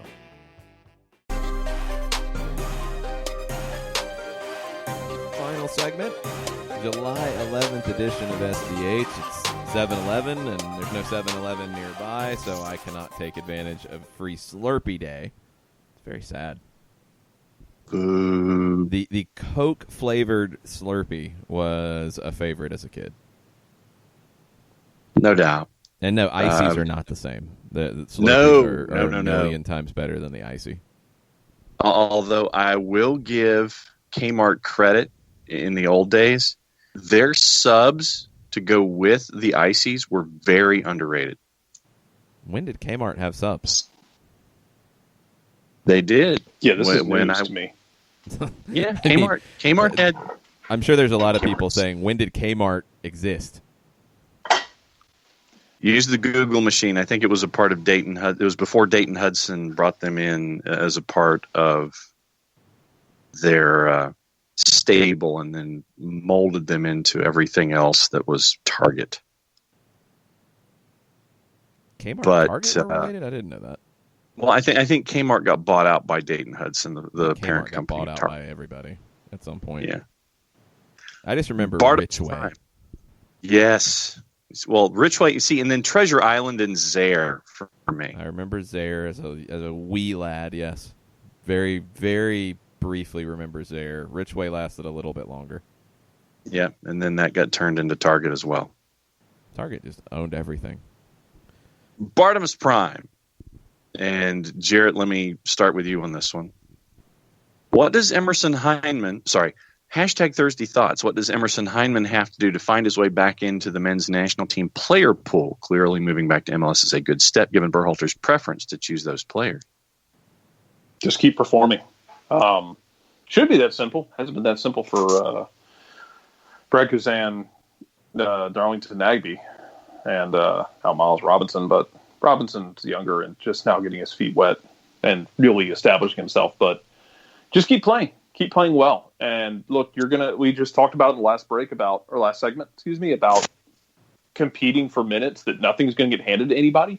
Hyman's a part of that. He's going to have to compete for minutes against guys like a Julian Gressel, like a Darlington Nagbe. He's going to have to compete against good players and get those minutes. If he earns them and if he continues to perform in those minutes, then I don't see why he cannot force his way at the very least back into camps. Yeah, I think it's just playing time. I think for him, it's just playing time. He has the skill set to play for Greg Berhalter. I think he's the type of midfielder that Berhalter should value, but he's going to have to play to beat out your Weston McKennies and Michael Bradleys and Will Trapps, and I don't know who else Berhalter's looking at in the 8 type of roles. I want to see where Heineman projects long-term positionally. I mean, I think he's the type of central midfielder who can play a 6, an 8, and a 10. We've seen him mostly as an 8 in his career. Last night, Atlanta played, in a lot of ways, 3 8s as opposed to 6s and 8s and 10s. But Nagbe dropped a little more and functioned as a 6 more often than not, and Remedi and Heineman played in front. It played a little more like a 4-1-4-1 at times. Hyndman's versatility helps you, and that should make him a player that Greg Berhalter would like. We'll see. I think Darlington Nagbe should be one of those players as well, and hasn't been called in yet. John Nason says the Minnesota versus Portland doubleheader with a league game on the 4th, followed by Open Cup semi 3 days later. Have we already made early predictions for those matches? No predictions. Nope. It's going to be interesting. First, just want to see where this game's going to be. And 2:00, U.S. Soccer. Are the GoBots involved in the draw, or are they just going to announce things? And have the Twitter feed come up 15 minutes late?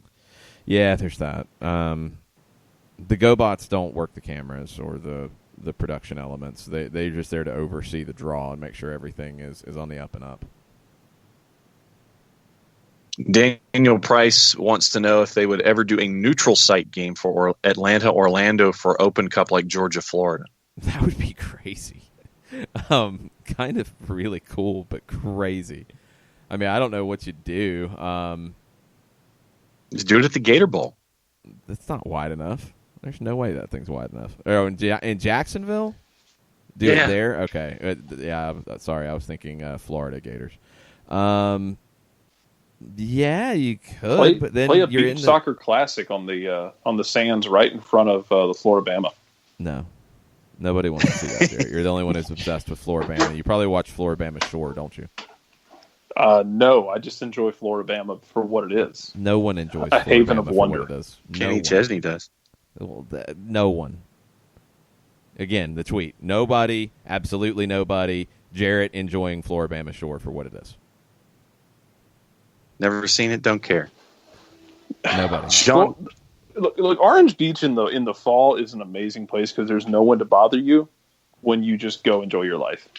that's why the boss and I take our vacation in anniversary week in January, because where we go ain't nobody else. See, but going back to Atlanta and Orlando, you're not going to have it in Jacksonville because then it's the same situation that you have with Georgia and Florida there. Like, that's got history, so people are okay with it, and it's a thing to go to it if you're, a Georgia fan and you're in Athens or in Atlanta and you go down to Jacksonville for it once a year. You're still kind of getting hosed. Like, you're still having to go a long way, and I don't think that would work it here at all. So, no. It'd be crazy. It'd be interesting, but no. Then John Roper asks, since there was talk about adding depth at right back, is there any name that jumps out that would be possible pickups at that position? I mean, I think you're probably looking like at a trade in MLS, and I'd have to look at some rosters at guys who are not playing because you're looking for a depth piece. So you're looking for somebody, probably, a veteran who could come in and drop into a spot if Escobar's injured or suspended, and you need somebody to give you a game here and there, not somebody who needs a lot of games. I can't think of anybody off the top of my head, but, somebody 26 to 30 years old who can come off the bench for you. I think that's what you're looking for here. It's not a major pickup.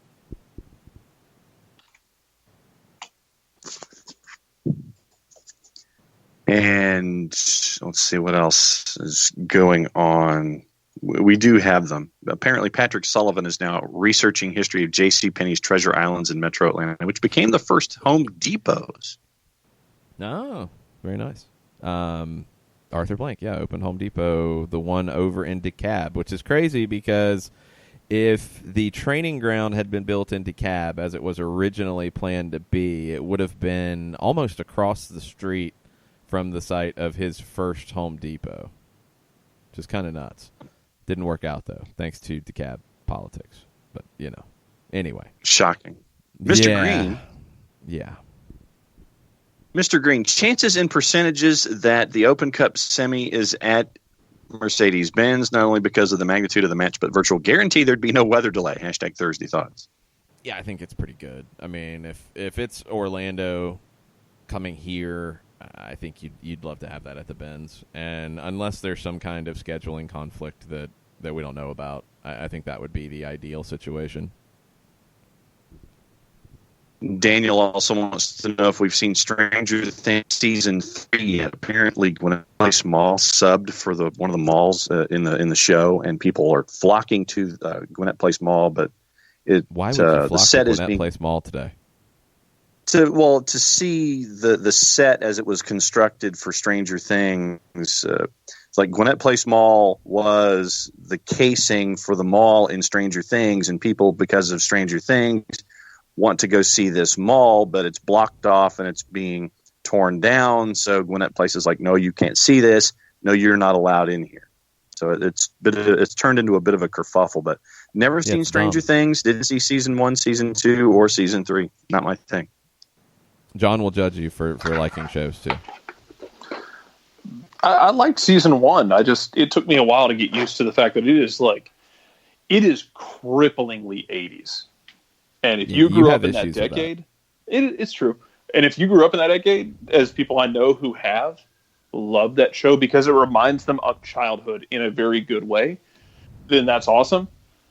But yeah, my war against the 80s ain't about to stop. I enjoy the show. It's just the 80s part of it is just wild to me. Why do you have such anger towards the 80s, Jarrett? Come on now. I don't know.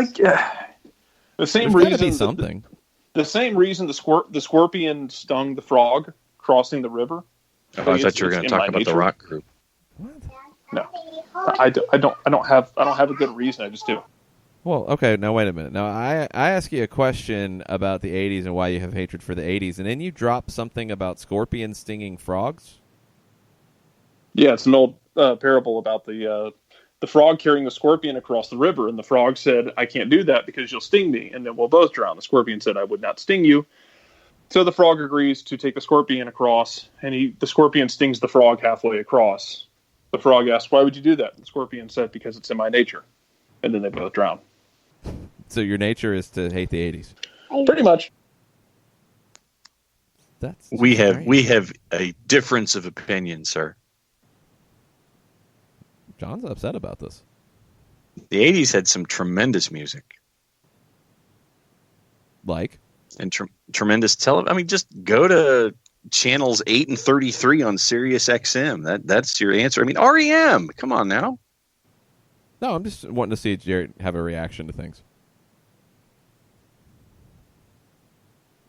But no, it's just I will lock in on channels 8 and 33 and get a lot of my musical tastes. That was my wheelhouse.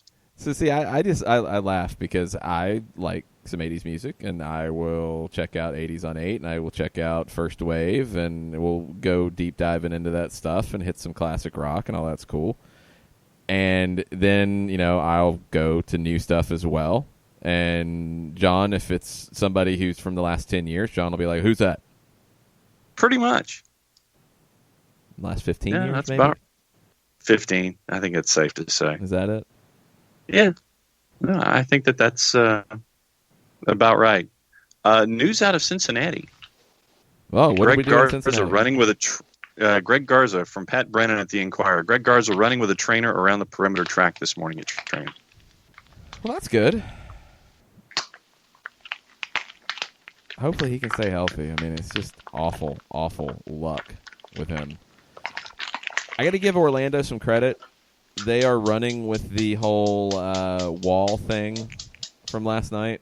They have tweeted out, "You made the run, so we want you to name this epic moment." And there's a 9-second video of the wall, the supporters running into the other section.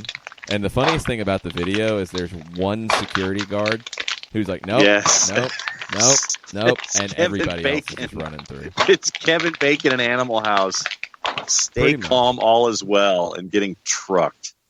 Not getting trucked. I mean, the woman's not getting trucked, but it's just, she's like, nope, and people are going 2 rows over and just running through. So far, with 431 votes, the running of the wall is what has been decided this will be called. I'm glad they're doing this. This is, like you said, this is a seminal moment in that club's history, and it should be. It was awesome and hilarious. You got to come up with a better name. Okay, Mr. Naming Guy. What is it then? I was trying to think of something Pink Floyd-ish. Pink Floyd doesn't play in Orlando. You'd have to The go Wall. NSYNC or Hello. Backstreet Boys. I know The Wall. Hello. Orlando fans, Pink Floyd is not in their wheelhouse. That's a them problem. No, it's a you problem because it's their thing. You don't get to name Orlando stuff, John. I don't want to name Orlando stuff. Well, you just did. You just said that their name wasn't good enough. It's got to be something purple and wall-based, or purple and running. It was wall-based. It doesn't have to be purple. I mean, I think the names are kind of meh anyway, but it's their thing. Go for it. Have fun. Name something. Whatever. Come up with it. Have a good time. And then I want to see them like run laps during the game or something. Oh, yeah. It's like musical chairs. It's like in the 25th minute or something, everybody just switches from one end to the other. Joe McCurdy, 80s Rule, greatest movie ever made, Fletch. It's really good. Oh, it's a tremendous movie. It's really good. Tell us about the sequel, John.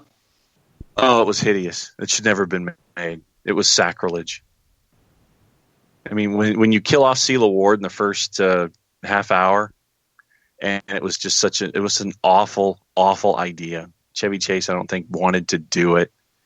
But the first one, there's I forget where it is, but there's an oral history that came out on an anniversary about how they wanted to reboot it. And they were discussing it with Ryan Reynolds and Ben Affleck to possibly take over in the Fletch role. Affleck said, "No way. This movie is perfect. I'm never doing it."